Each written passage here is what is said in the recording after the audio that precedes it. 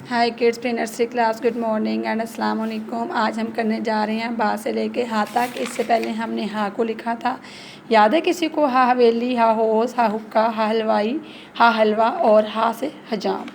आज हम लिखेंगे बा से लेके हा तक। सबसे पहले बा बिल्ली, बा बादल, बा बाल्टी, पा पत्ता, पा पतंग, पा पनीर, ता तीतर, ता तरबूज, ता तितली, टा टोकरी, टा टमाटर, टा ट्वीटी, सा समर जिसकी बैली में 3 डॉट आते हैं, सा समर,